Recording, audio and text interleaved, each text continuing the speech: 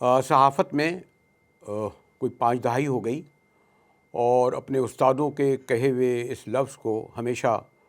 اپنے ساتھ حدیث کی طرح بنا کے رکھتا ہوں کہ لکھا ہوا لفظ بولنے والے سے زیادہ معتبر ہوتا ہے، کیونکہ جب ہم ایک رپورٹ کرتے تھے وہ نیوز ڈیسک تک جاتی تھی، ڈیسک سے وہ ایڈیٹر کے پاس جاتی تھی، ایڈیٹر اس میں کچھ تبدیلی کرتا تھا، خاص طور پر اس کی حساسیت دیکھتا تھا کہ اس وقت جو ریاست اور حکومت ہے وہ کوئی کاری ضرب تو نہیں لگے گی۔ ایون اگر ایڈیٹر یہ سمجھتا تھا کہ نہیں وہ اتنا بڑا رسک نہیں لے، تو مالک یعنی پرنٹر اور پبلشر تک سے معلوم کرتا تھا کہ میں یہ خبر دے رہا ہوں 3 کالم میں یا ہیڈ لائن میں یا سنگل کالم میں۔ اور ہم نے اس زمانے میں دیکھا کہ جب حکومتیں یا بعض لوگ کمپنیاں جن اداروں کے بارے میں کچھ کہا جاتا تھا، جب مقدمہ درج ہوتا تھا تو وہ خالی رپورٹر کے خلاف نہیں ہوتا تھا، بلکہ رپورٹر پر تو ہوتا بھی نہیں تھا، بعض وقت بنیادی طور پر وہ ایڈیٹر، پرنٹر، پبلشر اور مالکان پر ہوتا تھا، اور جب فوجی ڈکٹیٹر تھے تو انہیں ضبط کر دیا جاتا تھا، بند کر دیا جاتا تھا۔ بھٹو صاحب کے زمانے میں ہمارے ممتاز و مشہور صحافی حسین نقی کا پنجاب پنچ تھا، وہ تو پابندی اسے لگا دی گئی تھی اور سب پکڑے گئے تھے، مظفر قادر اس کے اونر اور حسین نقی اس کے ایڈیٹر۔ اب پرنٹ کے بعد یہ جو 2002، اور مجھے اس بات کا اعزاز حاصل ہے کہ پہلا اینکر تھا جس نے لائیو پروگرام کیا تھا، اس میں بھی ہماری پالیسی کے حوالے سے بہرحال ایک سینئر پروڈیوسر ہوتا تھا، اور اس کا ہمارے جو مالک ہوتے تھے، مجھے یاد آ رہا ہے غضنفر صاحب، بڑے غور سے دیکھا کرتے تھے۔ اس زمانے میں لائیو اتنا نہیں ہوتا تھا، ریکارڈڈ پروگرام ہوتے تھے۔ پھر ایک وقت آیا اور وہ یہ بھی مجھے آنر حاصل ہوا کہ لائیو ود مجاہد میں نے شروع کیا، یعنی لائیو، جس میں بڑا خطرہ لاحق ہوتا تھا اور بعض وقت بڑی سرزنش بھی ہوتی تھی۔ یہ سب کچھ میں نے اس لیے بتایا کہ اس کے بعد کا یہ جو ابھی حالیہ 1 دہائی سے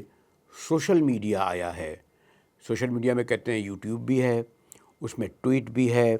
اس میں جناب انسٹاگرام بھی ہے، اس میں جس میں میں بیٹھا ہوں جیسے نیٹ سمیت کچھ ادارے ہیں جس میں ایک باقاعدہ ایڈیٹر بھی ہوتا ہے، جو اونر ہے وہ بھی دیکھتا ہے، لیکن غالباً 90% سوشل میڈیا وہ ہے جس کا کہتے ہیں کہ کوئی اگر بازاری زبان میں کہوں کوئی ولی وارث نہیں، ماں باپ نہیں،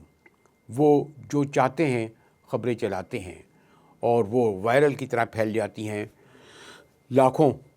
کی تعداد میں وہ دیکھا جاتا ہے، اور شاید اس طرح ان کو منافع بخش بھی ہوتا ہے، ان کے مقابلے میں جو رجسٹرڈ ہوتے ہیں انہیں خیال پاس رکھنا پڑتا ہے۔ یہ سب میں نے تمہید اس لیے باندھی کہ پچھلے 1 ہفتے سے بانی تحریک جو اپنے 2 سال سے زیادہ جیل میں گزار چکے ہیں، ان کے بارے میں تشویشناک خبریں، افواہیں آ رہی ہیں، حتیٰ کہ میرا ڈرائیور یہ کہتا ہے کہ اس کو ایک اور ڈرائیور نے یہ بتایا کہ وہاں پر دھرنا جو ایک بہت بڑی اہل تشیع کی جماعت ہے وہ دیے بیٹھی ہے، اور اس کا خیال یہ ہے یعنی خدا نہ کرے بانی تحریک کے بارے میں، وہی جو میں نے کہا تشویشناک خبر ہی تک رکھوں گا محدود، کوئی اور لفظ کا اضافہ نہیں کروں گا۔ لیکن یہ اپنی جگہ اس لیے تشویشناک خبر بن رہی ہے کہ 2 ہفتے سے تو میں کہہ سکتا ہوں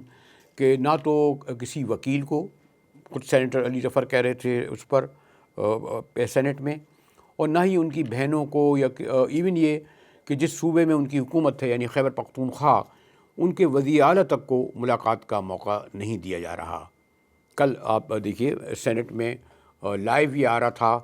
کہ سینیٹر علی ظفر کہہ رہے تھے میرا ایک سوال ہے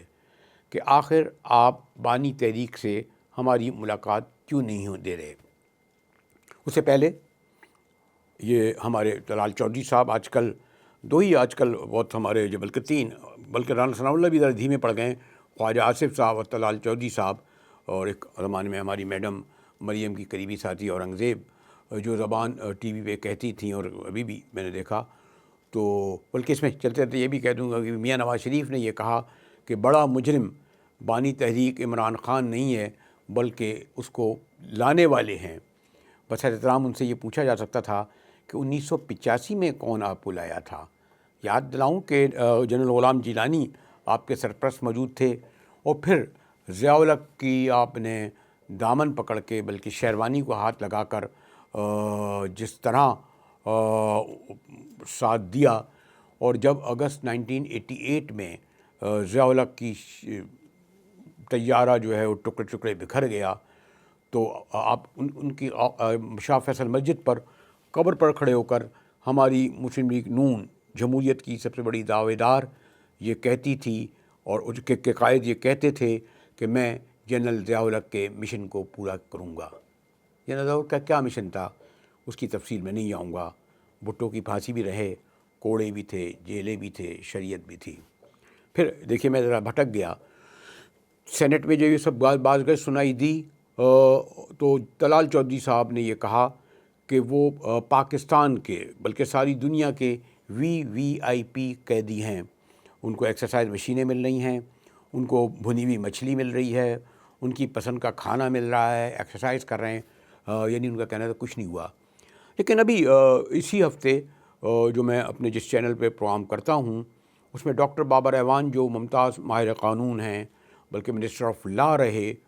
انہوں نے یہ خبر دی کہ اگلے 4-5 دن میں، جی ہاں اگلے 4-5 دن میں بانی تحریک کو اڈیالہ جیل سے ایک ایسی جگہ منتقل کیا جا رہا ہے، سیکورٹی کے ایک ادارے کے شاید گیریزن کہہ رہے تھے لفظ یا کچھ اس طرح، وہاں انہیں منتقل کر دیا جائے گا، جہاں سے شاید عملی طور پر ملاقات لوگوں کی ہو ہی نہ سکے۔ ایک اور پرسیپشن یہ ہے کہ TTP افغان طالبان یا پنجابی طالبان یا فلاں طالبان جو اس وقت کشمکش جاری ہے اور کس طرح خودکش حملے کر رہے ہیں، ہو سکتا ہے سم ہاؤ وہ کہیں استعمال ہو جائیں۔ ان تمام محتاط الفاظ میں گفتگو کرتے ہوئے غالباً حکومت کے لیے کوئی مشکل نہیں کہ آج ابھی آپ کو تو علم ہے کہ جیل کے دروازے رات 12 بجے بھی کھل جاتے ہیں، ہمارے یہاں رات کے 12 بجے پارلیمنٹ بھی لگ جاتی ہے، ساری رات سینٹ قومی اسمبلی کے اجلاس بھی ہوتے ہیں، جنہیں رہا کرنا ہوتا ہے انہیں رات 12 بجے کے بعد بھی کر دیا جاتا ہے جیل روٹس کے خلاف، جنہیں بند کرنا ہوتا ہے انہیں رات کے 2 بجے بھی بند کر کے جیل پہنچا دیا جاتا ہے۔ آخر کیا حرج ہے کہ بہرحال